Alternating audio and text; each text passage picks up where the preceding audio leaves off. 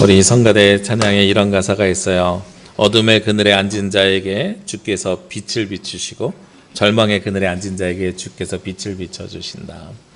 주님께서 우리와 함께하여 주심을 통해서 그 어두움이 그리고 그 짙은 그늘이 우리에게 빛이 되어서 우리가 이길 수 있고 힘을 낼 수 있는 은혜가 저와 여러분이 함께 하시기를 주의 이름으로 기도합니다. 제가 매년 새해를 준비하면서 읽는 책이 하나 있습니다. 트렌드 코리아라는 책이에요. 그래서 매년 나와요. 2021년 트렌드 코리아, 2022년 트렌드 코리아. 아마 제 설교를 이렇게 잘 돌려서 보시면 11월, 12월 혹은 1월 달에 이 책을 꼭 인용합니다. 제가 매년 새해를 준비하면서 보고 있는 책이기 때문에 그렇습니다. 저자는 아프니까 청춘이다라는 책을 쓴 김난도 교수님이시고요. 서울대학교 소비자 트렌드학과에서 연구를 하고 계십니다. 연구원 몇 명이랑 함께 연구해서 낸 이 책을 제가 보는 이유는 올해 사람들이 어떻게 소비할 것인가 그 소비 문화를 알면 그 트렌드를 알 수 있다라는 관점 속에서 이 책이 쓰여진 거거든요. 약 15년 전부터 매년 쓰여져 와 있는 책인데 저도 이걸 보면서 올해 세상이 이렇게 흘러가겠구나라는 것을 예상하고 예측합니다. 그러면서 준비하는 데 참 도움이 돼요. 2022년을 준비하면서 또 10가지, 10여 가지의 명제를 내놓았는데 그 중에서 인상 깊었던 걸 하나 소개시켜 드리고 싶어요. 2022년은 어떤 사회로 바뀌어갈 것인가를 예측했는데 나노 사회로 바뀌어갈 것이다. 나노라는 것이 분자, 원자보다 더 작아서 나노라고 하잖아요. 아주 작은 단위로 변화될 것인데 이것이 개별적으로 있다가 필요할 때는 합쳐져서 큰 힘을 발휘했다가 또다시 흩어질 것이다. 교회도 이제 이렇게 변해야 된다고 저도 생각을 하고 있었거든요. 그래서 우리 교회 주보 헌금 봉투 꽂이를 보시면 전에는 남편 옆에 아내가 있었는데 이제는 한 사람 한 사람 개인으로 다 분리를 해놨단 말이에요. 그 이유가 이제는 가정 중심의 교회에서 한 인격을 돌보는 교회로 바뀌어야 되겠다라는 생각을 제가 하고 있었거든요. 근데 이 단어를 트렌드 코리아에서 뭐라고 표현했다고요? 나노 사회다. 그래서 굉장히 작게 나뉘어져 있지만 필요에 따라서 모이지만 각자 하나씩 또 힘을 가지고 역량을 발휘할 수 있는 사회다라는 거예요. 생각해보면 그렇습니다. 이건 우리가 자연스럽게 만들어진 것이 아니라 어쩌면 강제로 만들어진 거죠.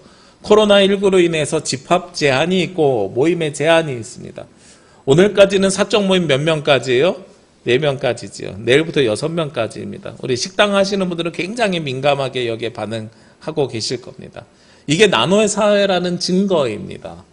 예전엔 단체로 가서 회식을 하는 문화가 있었다면 이제는 그 회식 문화가 사라진 거예요. 각자 개별적으로 회식을 하더라도 가는 거죠. 직장인들이 가지고 있는 재밌는 모습 중에 하나가 영상으로 회식한다 그러잖아요. 저도 실제로 그런 경험을 해봤어요. 영상으로 회식까지는 아닌데 제가 육지에 있는 목사님들이랑 교류하는 모임이 하나 있거든요. 근데 코로나 때문에 우리 모이기 어려우니까 인터넷 화상회의 줌으로 모입시다 이렇게 했어요.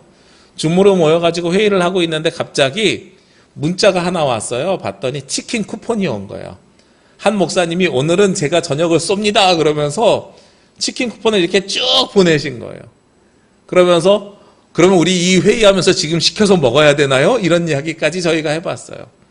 그런 것처럼 각자 떨어져 있지만 하나이면서 각자 자기 자리에서 역할을 감당하는 것, 이것이 이 나노 사회의 모습이라는 거죠. 2022년에는 이 나노 사회로 갈 것입니다 라고 이야기하는데 그러면서 인상 깊은 이야기를 한 가지를 더 합니다. 이렇게 사회가 변하고 있기 때문에 코로나가 종식되더라도 우리는 코로나 이전 상황으로 돌아가는데 그 돌아감이 복귀하는 것이 아니라 복구하는 것입니다 라는 표현을 썼어요. 처음에는 그냥 읽을 때는 이 복귀와 복구 그게 그거지 이렇게 생각을 했는데 말씀을 전하려고 이걸 좀 더 깊게 제가 생각을 해보니까 집이라는 단어를 넣으면 복귀와 복귀가 어떻게 차이가 나는지 알 수 있는 것 같아요. 여러분 집으로 복귀하잖아요.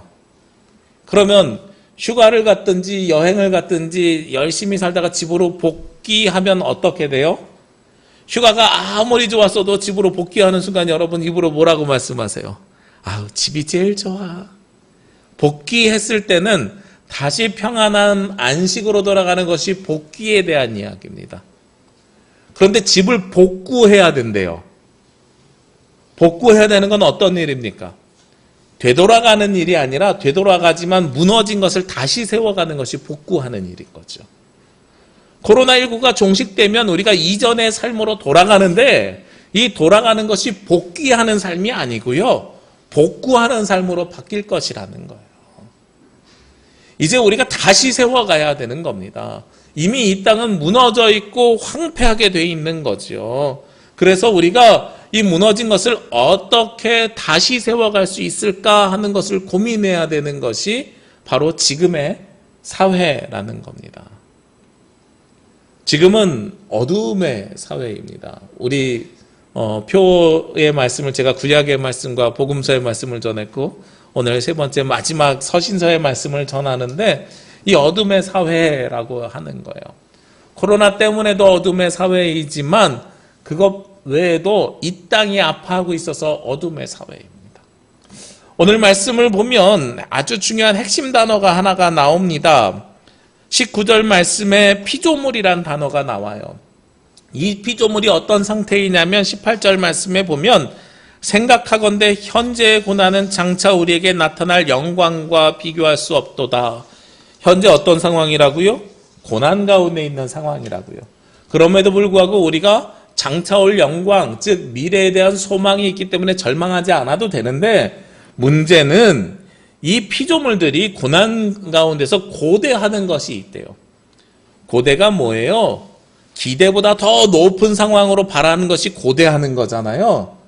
고대하는 것들이 있다는 거예요. 무엇을 고대합니까? 오늘 말씀 19절 말씀에 보면 하나님의 아들들이 나타나는 것을 고대하고 있노라 이렇게 말씀하고 있어요.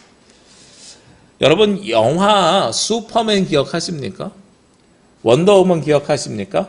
요즘 아이들은 슈퍼맨 원더우먼 하면 잘 몰라요. 그죠? 울트라맨 뭐 이런 거 기억하죠? 네. 캡틴 아메리카 뭐 이런 거. 여기의 특징이 뭐예요? 슈퍼 히어로가 나오는 거잖아요. 슈퍼 히어로. 이 땅에서 힘들어하고 아파하고 고난받는 사람들이 있는 거예요. 악당에 의해서 피해보고 있는 상황이 있는 거예요. 그러면 우리를 구해줄 누가 나오길 기대해요?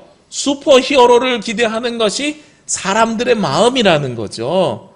우리가 대통령 선거를 앞두고 기도하고 있는 이유가 뭐예요? 지금이 상황이 안 좋으니까 대통령이 슈퍼 히어로가 되었으면 좋겠다라는 사실 바람이 우리 가운데 있는 거잖아요.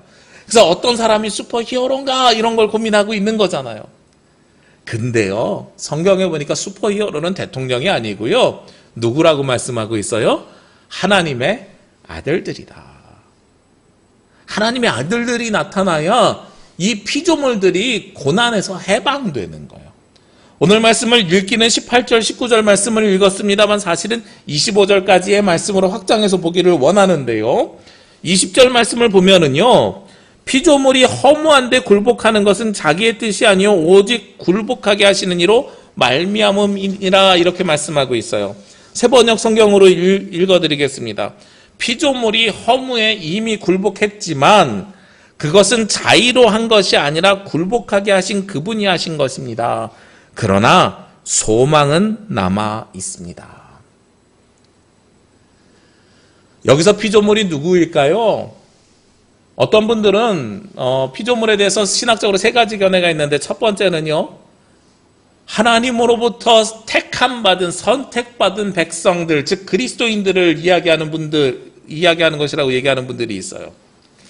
그리고 또 어떤 분들은 하나님으로부터 창조된 모든 사람들이라고 해서 확장해서 말씀하시는 분들이 있어요.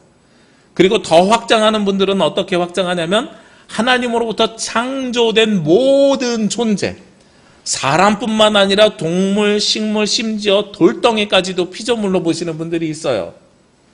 저의 견해는 세 번째 견해입니다. 하나님께서 사람만 만드신 게 아니고 그리스도인만 만든 게 아니고 하나님은 누구까지 만드셨어요? 이 땅에 있는 돌덩이, 먼지 하나까지도 만드신 분이 하나님이시거든요. 이 피조물들이 누구를 기대하고 고대하냐면 하나님의 아들들을 기대하고 고대하는데 이 땅이 아파하는 이유가 자기들의 잘못 때문이냐? 아니라는 거예요. 이 20절 말씀에 보면 허무한 데 굴복하고 이 땅이 아파하고 고통스러워하는 이유는 본인들 때문에 그런 것이 아니라는 겁니다. 그러면 이 땅이 아파하는 건 누구 때문에 아파하겠어요? 우리 사람들 때문에 아픈 거예요. 엄밀하게 이야기하면 그리스도인들 때문에 아픈 겁니다. 창세기 1장과 2장에 보면 하나님께서 세상을 만드십니다. 그리고 사람을 만드십니다. 그런데 사람에게 직분과 직임을 주셨습니다. 이 땅을 정복하고 다스리라고요. 그래서 산업사회가 생겨나기 시작하면서요, 이 땅을 정복하고 다스리는 일을 서구 유럽에서 시작합니다. 그 사람들은 이것을 단어를 있는 그대로 받아들여서 땅을 다스리고 정복하는 방법을 식민지 삼는 거예요. 그래서 아프리카를 식민지로 삼았고 아시아를 식민지로 삼습니다. 그러면서 그 식민지에서 광물과 자원을 수탈합니다. 그래서 그것으로 산업혁명을 이뤄가고 이 땅을 고통스럽게 아파하게 만든 거예요. 그리고 그것이 계속해서 산업사회가 발전이 되면서요, 지금까지 왔어요. 이 땅을 아파하게 한 사람들이 누구예요? 우리 인간들이고요. 엄밀하게 이야기하면 그리스도인들이 그 일을 시작하게 된 거예요. 지금 코로나19 무엇 때문에 그렇습니까? 코로나19를 맞이하면서 우리가 제일 많이 이야기하는 것이 이제는 환경으로 돌아가야 된다, 생태적으로 돌아가야 된다, 이런 이야기들 하고 있잖아요. 이 피조물들이 아파하기 때문에 그렇거든요. 이 트렌드 코리아라는 책 아까 소개시켜드렸잖아요. 2022년 말고 2021년 트렌드 코리아 2021에서는 무엇을 강조했냐면 환경 앞에 필자를 붙여서 이제는 필환경입니다 라고 이야기했어요. 환경에 대해서 우리가 신경 쓰는 것은 선택이 아니라 필수입니다 하고 필환경이라고 이야기했거든요. 근데 2022년에서는 뭘 얘기하냐면 이제 필환경을 넘어서서 세 가지를 더 제시를 하는데 첫 번째는 쉽환경이에요. 쉽환경, 쉽게 환경을 변화시키고 바꿔야 된다. 쉬운 일부터 시작할 수 있어야 된다. 우리 교회도 지난 1년 동안 많이 변화를 시켰어요. 제일 크게 제가 변화시킨 것 중에 하나가 종이컵 없앤 거예요. 종이컵 없앴어요. 우리 성가대원들은 아주 잘 경험하실 거예요. 종이컵 없애가지고 제 일은 늘어났어요. 저희 아내 일도 늘어나고 설거지하고. 지난주에 미안하셔가지고 설거지 해놓고 가셨나 봐요. 그랬더니 제가 월요일날 내려가 봤더니 물이 다 안 말라가지고 냄새도 나고 특히 생강차 냄새가 계속 심해서 어떤 것을 씻었고 안 씻었는지 몰라서 20개 다 갖고 올라가서 다시 씻었어요. 네. 일회용품 안 쓰면 일이 많아져요. 근데 제가 그걸 하게 된 이유가 있어요. 광주에 있는 한 교회 목사님께 갔는데요. 그 교회 방문을 했는데 거기가 마을 목회한다고 갔는데 딱 우리 교회 정도 되는 건물이에요. 지하 있고 1층 있고 2층 있고 3층에 있고 3층에 똑같이 목사님 사택이 있어요. 대신에 우리랑 다른 건 1층이 카페이고 2층이 본당이에요. 그래서 1층 카페에서 주중에도 사람들이 막 와서 마을의 사랑방 같은 곳이에요. 근데 그곳에서도 종이컵을 안 쓰고 머그컵을 써요. 근데 목사님이 그 머그컵을 이만한 바구니로 3번을 3층까지 올려서 설거지해 갖고 내리시더라고요. 제가 그거 보고선 도전받았어요. 와, 1층에서 3층까지도 그러는데 2층에서 3층 내가 못할 일이 뭐 있겠느냐. 그래서 일회용품 과감하게 없앴거든요. 그리고 난 다음에 보니까 교육관에 물이 없어가지고 페트병을 먹었는데 안 되겠다. 페트병도 없애야 되겠다. 그래서 정수기 넣고요. 그 정수기 물 매주 사택에 있는 정수기에서 신선하게 토요일 저녁마다 길러가지고 계속 갖다 놔요. 일이 많아졌죠? 근데 일은 많아졌지만 어떤 은혜가 생겼는지 아세요? 우리가 주일날 예배 한 번 드렸는데 보통 쓰레기가 20리터 한 봉지가 나왔거든요. 제가 토요일마다 화장실이랑 싹 다 청소하면. 근데 이 20리터 한 봉지를 이제는 3주에 한 번씩 버려요. 쓰레기가 3분의 1로 줄었어요. 페트병이 없어져갖고 재활용 쓰레기는요 10분의 1도 안 나와요. 그런 거더라고요. 아주 작은 일 하나를 변화시켰더니, 그리고 우리가 조금 더 불편하고 조금 더 고생했더니 쓰레기가 이렇게 주는 거예요. 그거 보면서 아 그렇구나, 이 땅이 이렇게 바뀌는 게 어려운 게 아니구나, 쉽 환경입니다. 그리고 나서 힙 환경이라고 이야기해요. 두 번째는 22년의 트렌드는 필 환경에서 첫 번째가 쉽 환경이면 두 번째가 힙 환경이래요. 요즘 젊은이들은 힙하다 이런 이야기 하거든요. 그 얘기가 무슨 이야기냐면 저희 그 큰아이한테 물어봤더니 아빠 그거 간지나는 거 얘기하는 거예요. 그러니까 이 환경을 보존한다고 해서 이렇게 찌질하게 사는 게 아니라 사람들한테 보여줄 만큼 좀 세련되게 하자는 거예요. 그래서 이왕 할 거 우리 이렇게 잘하고 있어요 라고 보여주는 거죠. 그래서 어떤 사람들은 이제는 물 대신에 물병 들고 다니잖아요. 저도 물병 들고 다녔거든요. 근데 이왕이면 예쁜 물병 들고 다니까 이게 힙 환경에 대한 이야기예요.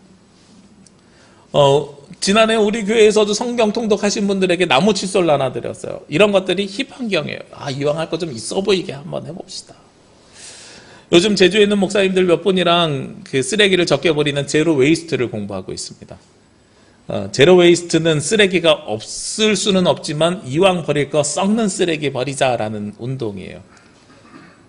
그걸 공부하면서 사실은 제일 하고 싶은 일이 무엇이냐면 주방세제나 아니면 뭐 샴푸 혹은 이제 세탁세제 있잖아요. 이거를 큰 거를 교회에서 구비를 해가지고 성도님들이 이 플라스틱이 자꾸 안 나오게 이걸 덜어서 사가시는 거를 교회에서 만들면 좋겠다, 이런 고민을 좀 하고 있어요.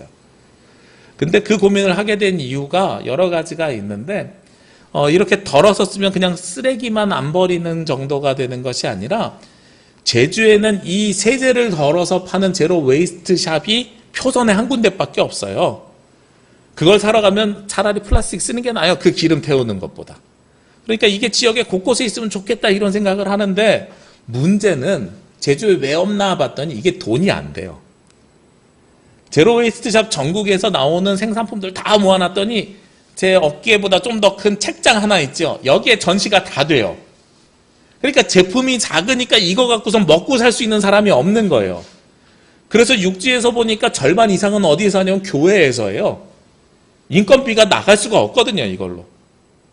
근데 그 교회들이 하는 이야기가 무슨 이야기를 하냐면 목사님 이거 대박이에요. 왜요? 그랬더니 안 믿는 사람들 중에서 좀 생각 있고 의식 있는 사람들이 교회 문턱을 끊임없이 넘어 들어와요. 그리고 지역사회에서 교회 이미지가 달라요. 코로나 때문에 정강훈 씨에서 교회가 저렇게 욕먹고 있을 때에 이 교회는 세상을 생각하는 교회예요. 지역에서 전혀 다른 평가를 하고 있는 것이 그런 교회라는 거예요. 그래서 제가 제로 웨이스트 샵을 좀 알아봤더니 제주시만한 동네에서는 보통 너댓 개가 있는데 그 중에 절반 이상이 교회에서예요. 근데 제주에는 없어요. 우리가 힙하게 이 환경을 보존할 수 있는 방법이 있다는 거예요.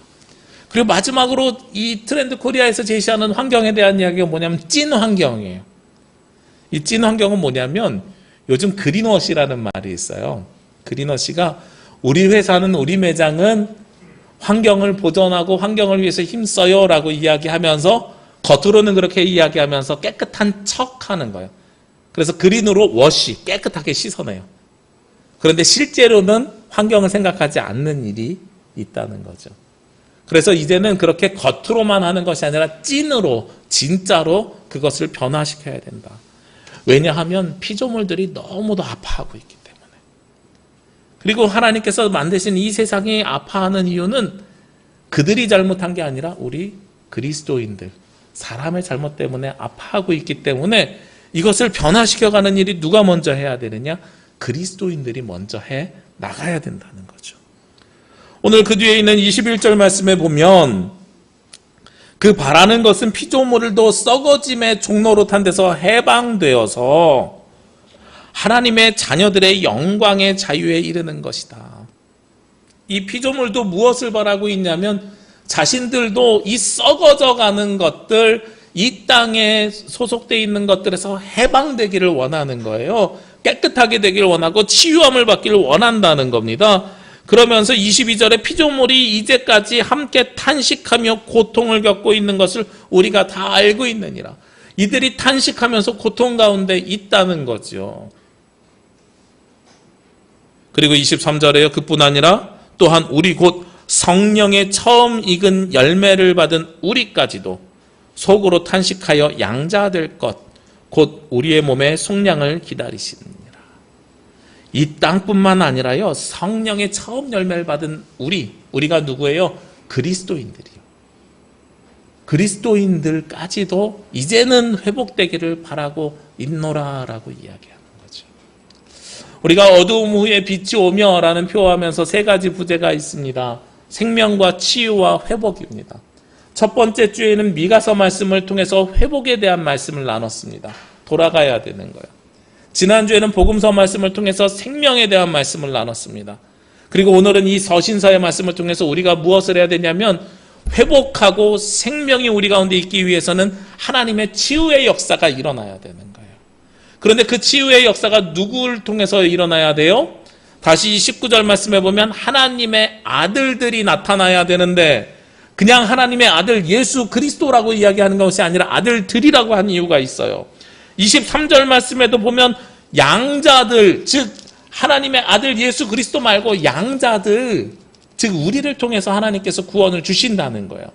이 이야기는 앞에 있는 15절 16절에도 동일하게 있습니다. 로마서 8장 15절 말씀에 보면 너희는 다시 무서워하는 종의 영을 받지 아니하고 양자의 영을 받았으므로 우리가 아빠 아버지라고 부르짖느니라. 우리가 양자의 영을 받아서 우리가 이 땅에 아파하는 피조물들을 변화시켜 가야 되는 거예요. 우리가 바뀌면 피조물들이 변화가 됩니다. 성가대가 오늘 찬양해 주신 이 찬양에서 참 은혜가 됩니다. 시작하는 가사를 제가 찾아봤어요. 주의 은혜를 입은 자요, 주의 축복을 입은 자요, 주의 사랑을 받은 자요, 주의 택함을 받은 자요. 어둠과 그늘에서 우리를 빛으로 인도하는 사람들이 어떤 사람들이냐? 주의 은혜를 입은 자, 축복을 입은 자, 사랑을 받은 자, 택함을 받은 자. 이들이 누구예요? 양자의 영을 받은 그리스도인들인 거예요.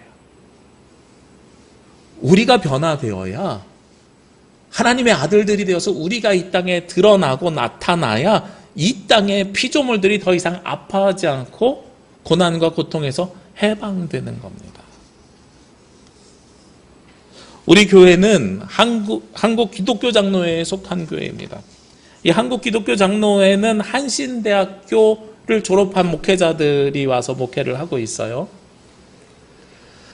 이 한신대학교를 처음으로 세울 때 두 분이 지대한 영향을 끼치셨어요. 한 분은 김재준 목사님이십니다. 신학적으로 아주 중요한 바탕을 놓으셨고 세우셨어요. 우리가 함께 오늘 찬송한 찬송가 582장이 바로 이 김재준 목사님께서 가사를 쓰신 내용입니다. 이 582장 가사를 잠깐 보시면은요, 어둠 밤 마음에 잠겨 역사의 어둠 짙었을 때에 라고 가사가 되어 있습니다.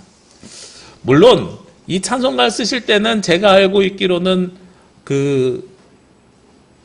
이 나라 상황이 좋지 않은 거예요. 독재 정권이나 이런 데 항거하면서 어둠 밤 마음에 잠겨서 역사의 어둠이 짙었을 때. 근데 지금은 그 역사의 어둠 때문에 우리가 힘들어하는 게 아니죠. 그렇지만 우리가 어둠 때문에 되게 힘들어하는 건 동일한 거예요. 사회 현상이나 상황 때문에 어둠 밤 마음에 잠겨있는 우리들의 마음이 그대로 있는 겁니다. 이 찬양을 보면, 이 찬송가를 보면 그렇게 역사의 어둠 짙었을 때 계명성이 동쪽에 밝아서 이 나라 여명이 왔다. 계명성은요, 성경에서는 보통 새벽별, 예수 그리스도가 우리를 보호해 주시는, 우리를 인도하시는 새벽별을 이야기하고 있습니다. 그러니까 이 나라에 빛이 오기 위해서는 예수 그리스도의 빛이 필수적으로 필요하다라는 거예요. 그러면서 이 가사에 보면 1절에 끝날 때는 빛 속에 새롭다, 이 빛 삶 속에 얽혀 이 땅에 생명탑 놓아가리. 즉 어둠 속에서 누군가가 예수 그리스도의 빛을 들고 와야만 생명탑이 쌓아져 간다는 거예요. 그런데 이 찬송가의 2절에 보면은요, 거기에서 끝나는 것이 아니라 누구를 부르냐면 일꾼을 부른다라고 말씀하고 있어요. 이 빛을 발하기 위해서는 일꾼이 있어야 됩니다. 하나님의 말씀을 전하는 자들이 있어야 되고 하나님의 아들들이 나타나야 되는 거예요. 성가대가 찬양했던 것처럼 주의 은혜를 입은 자, 축복을 입은 자, 사랑을 받은 자, 택함을 받은 자들이 빛으로 일꾼으로 이 땅에 파송되어야 되는 거예요. 그리고 나서 그렇게 됐을 때 마지막 3절에 어떻게 가사가 끝나는지 아십니까? 새하늘 새 땅아 길이 꺼지지 않는 인류의 횃불되어 타거라. 어둠에 빛이 필요한데 그 빛을 밝히기 위한 일꾼을 하나님께서 부르시는데 그 일꾼이 있으면 인류의 횃불이 되어서 타거라. 꺼지지 않는 불꽃으로 바뀌는 거예요. 교회가 그 역할을 감당해 나가야 된다고 말씀하고 있는 겁니다. 제가 일부 예배를 마치고요, 이 강단에 앉아서 기도하면서 우리 예배당이 오늘따라 유난히 눈에 들어오는 거예요.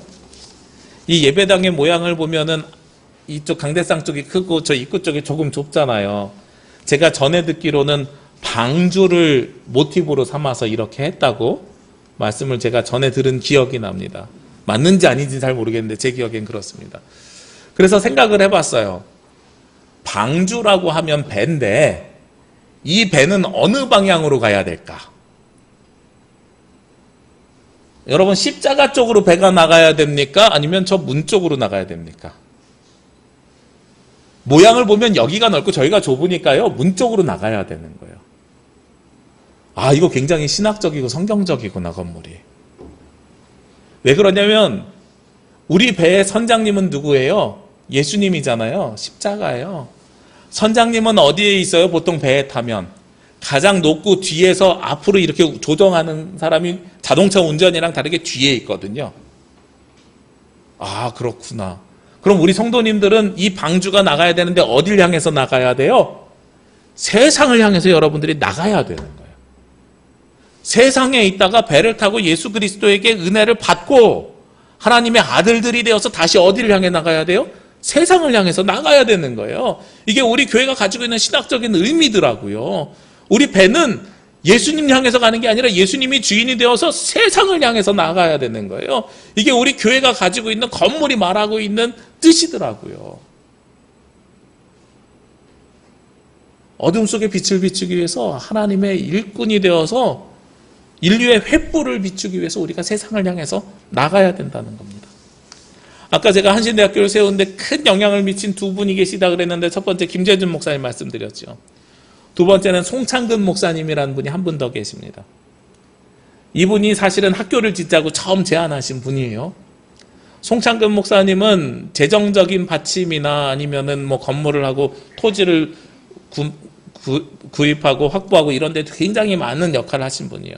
근데 이분이 어떤 의미에서 그랬냐면, 당시에 일제시대 때 우리나라에 있는 신학교는, 장로교 신학교는 평양신학교 하나밖에 없었어요. 선교사님들이 세운 건데, 우리 민족 지도자들을 세워야 되겠다. 그리스도인 민족 지도자를 세우기 위해서는 신학교육을 우리 자본으로 시켜야 되겠다. 그래서 한국신학대학교 이전에 조선신학대학교를 세운 거예요. 제주에서 열심히 목회하셨던 우리 조남수 목사님도 이 조선신학교 출신이신 거죠. 그래서 이 그리스도인 목회자, 우리 자본으로 그리스도인 목회자를 양성하는 것이 곧 독립운동하는 거다, 이런 의식을 갖고 계셨어요. 이분이 하셨던 책을 보면 유명한 말이 있습니다. 벽도 밀면 문이 된다. 모두가 불가능하다고 이야기한 거예요. 그거 벽이라고 이야기하는 거예요. 우리는 계란으로 바위 친다 그러는데 그거보다 훨씬 더 고급스럽지 않습니까? 좀 힙하지 않아요? 있어 보이지 않아요? 벽도 밀면 문이 된다.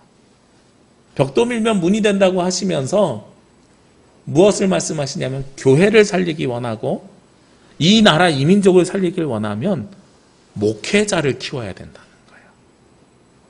목회자 한 사람이 살면 그 목회자 한 사람을 통해서 그 마을에 30명, 50명, 100명이 변화된다는 거죠. 그러니까 목회자 한 사람을 살리면 그 목회자가 씨앗이 되어서, 하늘 씨앗이 되어서 이 땅을 변화시켜가는 굉장히 중요한 동력이 될 거라고 말씀하시면서 신학교를 세우셨어요. 저는 그래서 아까 그 찬송가 582장 찬양의 가사가 뭔지 알았어요.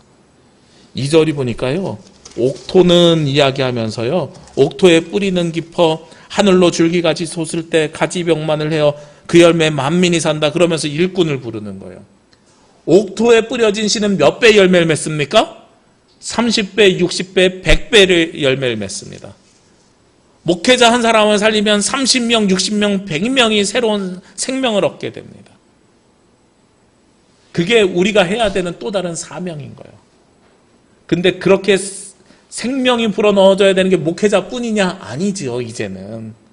목회자만이 아니라 누구요? 하나님의 아들들이 나타나야 된다는 거예요. 여기 계신 여러분들이 생명 씨앗을 받아서 살면 여러분들을 통해서 누가 산다고요? 이 땅에 있는 많은 사람들이 30배, 60배, 100배의 열매를 맺어가게 된다고요. 그것이 그리스도인들이 먼저 변화되어야 되는 이유이고 그리스도인들이 먼저 예수 그리스도를 만나야 되는 이유입니다. 오늘 말씀에 보면 그 뒤에 23절과 24절 말씀을 보면은요. 그뿐 아니라 또한 우리 곧 성령의 처음 익은 열매를 받은 우리까지도 속으로 탄식하며 양자될 것 곧 우리 몸의 속량을 기다리느니라.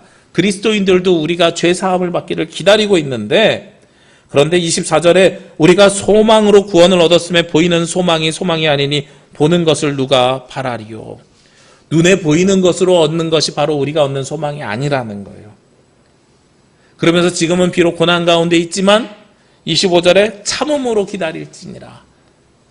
우리가 인내하면서 기다리면서 하나님의 영이 우리 가운데 임하기를 우리가 끊임없이 바라면 결국은 이 하나님의 아들들을 통해서 누가 치유를 받아요? 이 땅이 치유함을 받을 것이다 하고 말씀하고 있는 거죠. 어두움에 빛을 밝히는 사람은 여러분이 되셔야 됩니다. 하나님의 아들들이 되어야 됩니다. 우리가 빛을 내는 방법은 두 가지가 있습니다. 하나는 반사체고요. 하나는 발광체입니다. 반사체는 거울에 이렇게 빛을 비추면은 밝게 비칠 수 있어요. 저희 초등학교 때 제가 했던 많은 장난 중에 하나가 저희 아버지가 시계를 좋아하셨는지 1학년 때부터 저에게 시계를 항상 사주셨거든요. 시계를 차고 학교 가면 창가에 앉아가지고 이 시계를 가지고 반사해서 어디를 맞춰요? 초점을. 선생님 눈에. 그런 장난 많이 쳤거든요. 이게 반사체인 거예요. 빛을 반사시켜서 밝게 만드는 거. 근데 이 장난은 언제만 칠 수 있냐면 여름에 빛이 좋을 때만 할 수 있어요. 언제는 못해요? 구름이 많거나 비가 오는 날은 이런 장난을 할 수가 없어요. 왜냐하면 이건 반사체이기 때문에 그래요. 근데 발광체가 있어요. 요즘은 핸드폰 후레쉬를 켜면 너무 그 빛이 밝아가지고 눈이 부셔요. 그거는 어둡든 밝든 상관이 없어요. 왜냐하면 스스로 빛을 내기 때문에 그래요. 이게 발광체예요. 우리 그리스도인들이 예수 그리스도의 빛을 받아서 반사하는 걸로 그 사명과 사역을 시작했다면 나중에는 그 빛을 나눠받아서요. 그 빛을 스스로 내는 발광체로 바뀌어야 됩니다. 중고등학교 시절에 수련회를 가면은요, 항상 결단 예배라고 써놓고 촛불 예배를 드렸거든요. 그때 우리가 촛불 예배를 드리는 이유가 있는 거예요. 거울 예배 안 드리잖아요. 큰 빛이 있어서 이렇게 반사시키는 거울 예배를 드리는 게 아니라 내가 작은 불꽃이지만 작은 빛이지만 그 빛을 드러내겠습니다 하는 마음으로 촛불 예배를 드려요. 근데 항상 그 촛불 예식을 보면 빛이 한 곳에서 시작해가지고 여기서 이어받습니다. 이어받아서 앉아있었던 50명, 60명, 100명이 이 빛을 다 받으면 불을 꺼도 우리가 스스로 빛을 내서 서로의 얼굴을 다 볼 수 있는 거예요. 이게 빛이 가지고 있는 굉장히 중요한 능력입니다. 어두움에 빛이 오기 위해서는 바로 우리가 빛을 내는 촛불이 되어야 된다는 거죠. 여러분에게 마지막으로 함께 나누고 싶은 찬양의 가사가 있는데요. 작은 불꽃 하나가입니다. 이 촛불 예배를 드릴 때 항상 우리가 부르면서 고백했던 찬양입니다. 작은 불꽃 하나가 큰 불을 일으키어 곧 주위 사람들 그 불에 몸 먹이듯이. 우리가 촛불 작은 것 하나 받았지만 이 불로 인해서 큰 모닥불을 일으키는 거예요. 찬송가 582장에서 맨 마지막에 무엇이 되라 그랬어요? 인류의 횃불 되라 그랬잖아요. 우리가 작은 불꽃 하나 받아서 시작하지만 인류의 횃불이 되는 겁니다. 그랬더니 그것이 빛을 밝게 비춰서 사람들을 구별하고 볼 수 있게만 해주는 게 아니라 그 다음에 뭐가 돼요? 이 찬양의 가사 보니까 곧 주위 사람들 그 불에 몸 녹이듯이 우리가 그 뜨거운 불에 몸이 녹아져 내려가는 거예요. 그래서 우리는 어떻게 해야 돼요? 주님의 사랑, 이 빛을 한번 경험하면은요, 우리가 거기서 빠져나올 수 없고 그 빛을 전할 수밖에 없는 겁니다. 3절의 가사를 보면 친구여 당신께 이 기쁨 전하고 싶소. 내 주는 당신에 의지할 구세주라오. 내가 이 작은 불꽃 받아가지고 나로 인해서 주위 사람들이 몸 녹이는 걸 보니까 내가 이거 그냥 나만 담고 있는 게 아니라 너도 그렇게 했으면 좋겠어, 당신도 그렇게 했으면 좋겠어, 전할 수밖에 없는 사람으로 바뀌게 된다는 거예요. 그래서 어디로 올라가요? 산 위로 올라갑니다. 산 위에 올라가서 세상에 외치리 내게 임한 주의 사랑 전하기 원하네. 제가 아까 말씀드렸죠. 우리 남부교회가 어떤 형상이라고요? 방주라고요. 이 방주는 어딜 향해 있다고요? 세상을 향해 있다고요. 저 중산간에 있는 방주교회랑 우리가 달라요. 중산간에 있는 방주교회는 사람들이 교회 건물을 보기 위해서 가고요. 가서 봤더니 거기는 십자가를 향해서 가요. 우리는 이미 십자가를 향해서 왔다가 나가는 사람이에요. 진정한 그리스도인은 세상으로 나아갈 때 그 빛이 증거가 되고 전해집니다.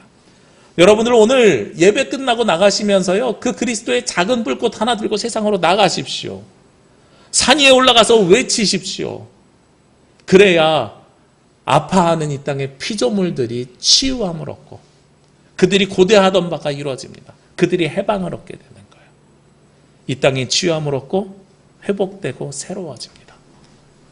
우리가 그리스도인으로서 하나님 나라로 복귀하는 것이 아니라 하나님 나라를 복구해야 됩니다.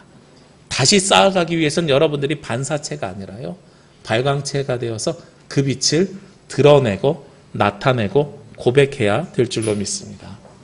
우리 마음을 모아서요, 주신 말씀 기억하면서 함께 찬양드립니다. 작은 불꽃 하나가 큰 불을 일으키어.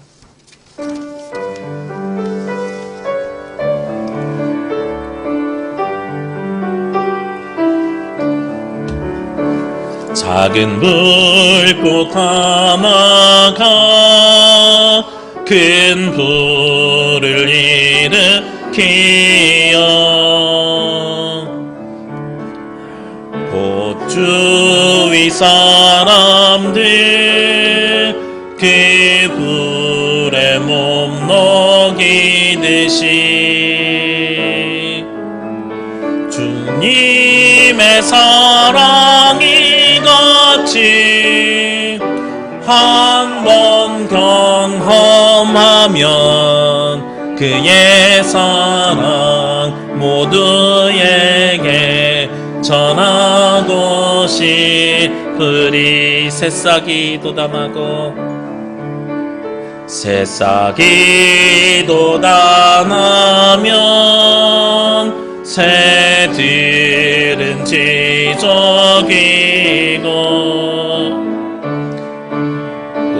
꽃들은 피어나 화창한 봄날이라네. 주님의 사랑 놀라워 한번 경험하면 봄과 같은 새 희망을 전하고 싶으리.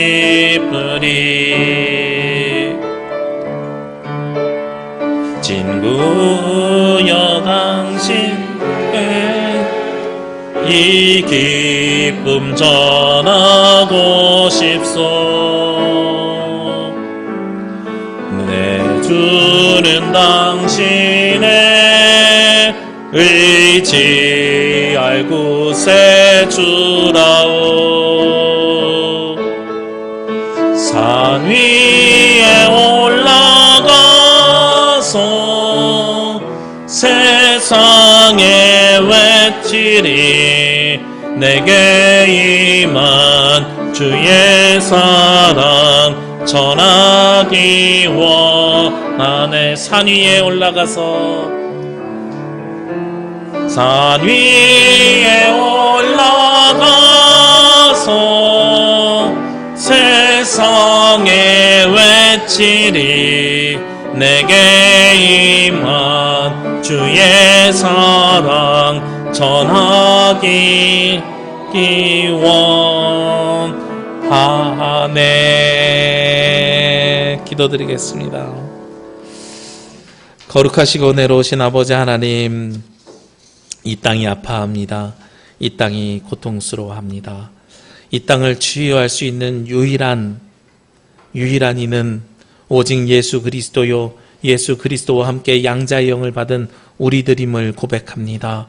주님, 우리가 먼저 변화되고 우리의 삶이 새롭게 되어서 그리스도의 빛을 들고 세상으로 나아가 외치는 주의 자녀들이 되게 하여 주옵소서.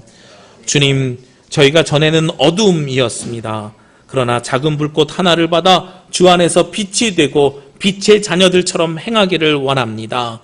주님께서 주신 이 빛을 들고 세상으로 나아가 횃불로 밝히게 하여 주옵시고 우리 주위에 얼어있는 모든 사람을 녹일 수 있는 따뜻한 빛이 되게 하여 주옵소서. 그를 위해 우리 남부교회를 사용하여 주옵시고 남부교회에 속한 성도들을 들어서 사용하여 주시옵소서. 모든 영광을 주님께 드리길 원하오며 이 모든 말씀 예수 그리스도의 이름으로 기도합니다.